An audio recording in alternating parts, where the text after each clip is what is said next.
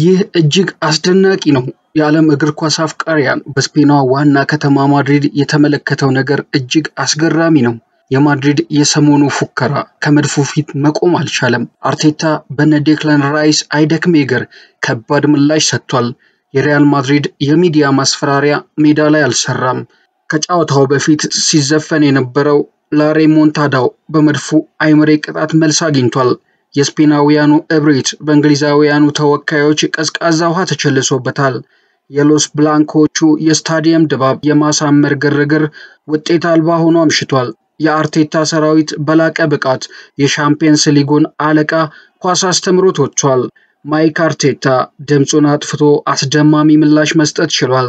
የነጮቹ ቤት ቀረርቶና ፉከራ ከ90 ደቂቃ ማለፍ አልቻለም። የሪያል ማድሪድ ደማቅ ድባብ ፈጣሪ ደጋፊዎች ከምኞት የዘለለ ከውጤታማው ቡድናቸው የተማመኑበትን ማግኘት አልቻሉም።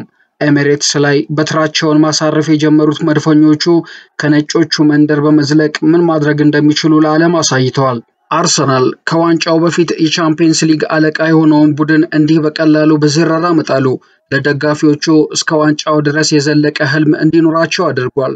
አርቴታ የላቀ ጨዋታን የመቆጣጠር አቅም እንደገነባ አሳይቷል። ቪኒሺየስ፣ ምባፔ፣ ቤሊንግሃም፣ ሮድሪ፣ ቫልቬርዴ የመሳሰሉ ከዋክብት ፋይዳ ቢስ ሆነው አምሽተዋል።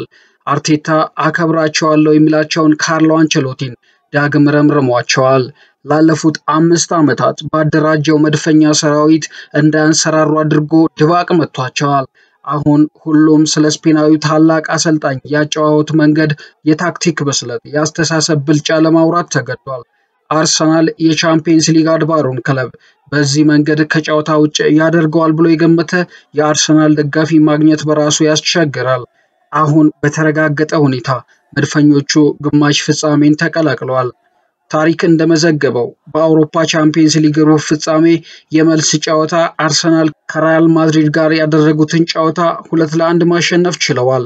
የመድፈኞቹን የማሸነፊያ ግቦች ቡካዮ ሳካና ጋብሪኤል ማርቲኔሊ ሲያስቆጥሩ ለሪያል ማድሪድ ቪኒሺየስ ጁኒየር ከመረብ አሳርፏል። በጨዋታው ቡካዮ ሳካ ያገኘውን ፍጹም ቅጣት ምት ሳይጠቀም ቢቀርም በጨዋታው ግብና መረብ ማገናኘት ችሏል። አርሰናል ሪያል ማድሪድን በድምር ውጤት 5-1 በማሸነፍ ግማሽ ፍጻሜውን የተቀላቀለው። ይህ እውነት አሁን እንዴት ሊታመን ይችላል? ነገር ግን በዓለም ዙሪያ በሚሊዮን የሚቆጠሩ እግር ኳስ ወዳዶች ምስክር መሆን ይችላሉ። በጨዋታው ሳካና ማርቲኔሊ ግቦቹን ሲያስቆጥሩ ቶማስ ፓርቴ ቢጫ ካርድ መመልከቱን ተከትሎ ከፒኤስጂ ጋር የሚደረገው የመጀመሪያ ግማሽ ፍጻሜ ጨዋታ በቅጣት የሚያመልጠው ይሆናል። አርሰናል ከሪያል ማድሪድ ጋር ያደረጋቸውን 4 የቻምፒየንስ ሊግ ጨዋታዎች አልተሸነፈም፣ 3ቱን ማሸነፍ ችሏል። አርሰናል በግማሽ ፍጻሜው የፈረንሳዩን ሻምፒዮን ፒኤስጂን የሚገጥም ይሆናል። ከጨዋታው በፊት በርካታ አስተያየቶች ይሰጡ ነበር። ከአርሰናል በኩል ትህትና የተላበሱ ንግግሮች ሲደመጡ፣ ከነጮቹ ቤት ደግሞ ወደ ፉከራ ያዘነበሉ ነበሩ ለማለት ያስደፍራል። የመድፈኞቹ ዋና አሰልጣኝ ሚኬል አርቴታ ቡድናቸው ባለፉት በርካታ ወራት ከ3 በላይ ግብ አለማስተናገዱ በምሽቱ ጨዋታ ለውጥ አያመጣም ብለው ነበር። አርሰናል 3 ግብ ሳይቆጠርበት 472 ቀናት መቆጠራቸው ለምሽቱ ጨዋታ ለውጥ አያመጣም ሲሉ ቡድናቸውን ያስጠነቀቁት አርቴታ ይህንን አሁን በዚህ ጨዋታ ማረጋገጥ አለብን፣ ዋናው ነገር ይህ ነው ሲሉ ቡድናቸውን አሳስበው ነበር። የመድፈኞቹ ዋና አሰልጣኝ ሚኬል አርቴታ ከመልስ ጨዋታው በፊት ከአሰልጣኝ ፔፕ ጋርዲዮላ ጋር አለመነጋገራቸውንም ነበር የገለጹት። ከመጀመሪያው ዙር ጨዋታ በፊት ጋርዲዮላን አውርቼው ነበር ሲሉ ገልጸው የነበረው አሰልጣኝ ሚኬል አርቴታ አሁን ከመልሱ ጨዋታ በፊት አላወራሁትም ብለዋል። እኛ የራሳችንን ታሪክ እየጻፍን ነው ያሉት ሚኬል አርቴታ ይህንን ለማድረግ ግን በተለየ ፍቅር ቁርጠኝነት መጫወት አለብን ሲሉ ነበር ያሳሰቡት።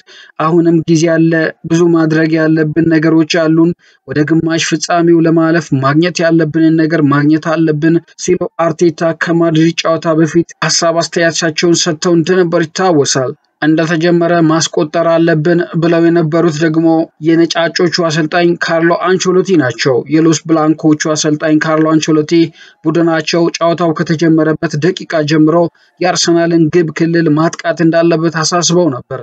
ከመጀመሪያው ደቂቃ ጀምሮ በከፍተኛ ማጥቃት እንጫወታለን፣ በዛሬው ጨዋታ ያለንን ሁሉ ሰተን እንጫወታለን ሲሉ ነበር አንቸሎቲ የተናገሩት። በወቅቱ በሰጡት አስተያየት ጨዋታውን በብልጠት መጫወት አለብን፣ ግብ ማስቆጠር እንጂ ማስተናገድ እንደሌለብን ማስታወስ አለብን ሲሉ ነበር አክለው የገለጹት። ቶሎ ግብ ካስቆጠርን ሁሉም በእጃችን ይሆናል ያሉት አንቸሎቲ በመጀመሪያ ደቂቃ ግዴታ ግብ ያስፈልገናል ነበር ያሉት። የሎስ ብላንኮቹ አማካይ ጁድ ቤሊንጋም በበኩሉ ቡድናቸው በምሽቱ ጨዋታ ልምድ ካላቸው ተጫዋቾች ተጠቃሚ እንደሚሆን ነበር የገለጸው። አንዳንድ ተጫዋቾች በዚህ አይነት ሁኔታ ውስጥ አልፈዋል ያለው ቤሊንጋም ካካበቱት ትልቅ ልምድም በዛሬው ጨዋታ ቡድኑን ይጠቅማሉ በማለት ተናግሮ ነበር። አክሎም እኛም እነሱ ካላቸው ልምድ በተመሳሳይ እንጠቀማለን ሲል ነበር አስተያየቱን የሰጠው። እነሱም እኛም ኳስ መምታት እንችላለን ብሎ የነበረው ደግሞ የአርሰናሉ ግብ ዘብ ዴቪድ ራያ ነበር። የመድፈኞቹ ቁጥር 1 ግብ ጠባቂ ዴቪድ ራያ ቡድናቸው ሪያል ማድሪድን ለማሸነፍ መዘጋጀት እንዳለበት ነበር ያሳሰበው። ጨዋታውን ማሸነፍ እንደምንችል በማመን ወደ ሜዳ መግባት አለብን ሲል ነበር ዴቪድ ራያ አስተያየቱን ሰጥቶ የነበረው። እኔ ሁሉንም ጨዋታዎች በተመሳሳይ መንገድ ነው ተመልክቼ የሚቀርበው ያለው ራያ 11 ለ11 ተጫዋች ነው የምንገናኘው፣ ሁሉም ኳስ መምታት ይችላል ሲል ነበር የገለጸው። የቀድሞ የአርሰናል ተጫዋች ፊሊፕ ሴንድሮስ ሪያል ማድሪድ ምንም ነገር ማድረግ እንደሚችል ያሳየ ቡድን ነው ሲል መድፈኞቹ ትኩረት ማድረግ እንዳለባቸው ጠቁመውም ነበር። በሳንዲያጎ በርናቦ ስትጫወት ስቴዲየሙ ያለው ታሪክ ጫናው ይሰማችኋል የሚለው የቀድሞ ተጫዋቹ ስለ ሪያል ማድሪድ ስታወራ የሚጠበቀው ነገር ዋጋ ያጣል ነበር ያለው። አክሎም አርሰናል ግማሽ ፍጻሜ ለመድረስ እድሉ ያለው ክለብ ነው፣ ነገር ግን በሪያል ማድሪድ ሁሉም ነገር እንደሚቻል በደንብ አይተናል ሲል ነበር የተናገረው። ከጨዋታ በኋላም እንዲሁ የተለያዩ አስተያየቶች ተሰንዝረዋል። በጨዋታው ምርጥ እንቅስቃሴ ሲያደርግ የነበረው ዴክላን ራይስ ምላሻችን በሜዳ ላይ ነበር በማለት ተናግሯል። የመድፈኞቹ የመሃል ሜዳ ተጫዋች ዴክላን ራይስ ከድሉ በኋላ በሰጠው አስተያየት ምላሽ የሰጠነው በሜዳ ላይ ነው ሲል ታሪካዊ ምሽት ሲል የበርናቦውን ድል የገለጸው ራይስ ውጤቱን ስለመቀየር ብዙ ሲያወሩ ነበር፣ የኛ ምላሽ ግን በሜዳ ላይ ነበር በማለት ተናግሯል። በሌላ ጨዋታ ኢንተር ሚላን ግማሽ ፍጻሜውን ተቀላቅሏል። አውሮፓ ሻምፒየንስ ሊግ ሩብ ፍጻሜ መልስ ጨዋታ ኢንተር ሚላን ከባየር ሙኒክ ጋር 2-2 የተለያየው። የኢንተር ሚላን ግቦች ላውታሮ ማርቲኔዝ እና ፓቫርድ ሲያስቆጥሩ ለባየር ሙኒክ ሃሪኬን እንዲሁም ዳየር ከመረብ አሳርፈዋል። ኢንተር ሚላን ጨዋታውን በድምር ውጤት 4-3 በማሸነፍ ግማሽ ፍጻሜውን ተቀላቅሏል። ኢንተር ሚላን በግማሽ ፍጻሜው ከባርሴሎና ጋር የሚገናኝ ሲሆን አርሰናል በበኩሉ ከፒኤስጂ ጋር ታላቁን ፍልሚያ የሚያከናውን ይሆናል። እንግዲህ ወደ የቻናላችን ተከታታዮች ከቻናላችን ጋር ሆናችሁ መረጃዎቻችንን ስለምትከታተሉ እናመሰግናለን። መረጃዎቻችን ለሌሎች እንዲደርሱም ላይክ፣ ሼር፣ ሰብስክራይብ አድርጉ። በሌላ መረጃ ዳግም እስከምንገናኝ ሰላም።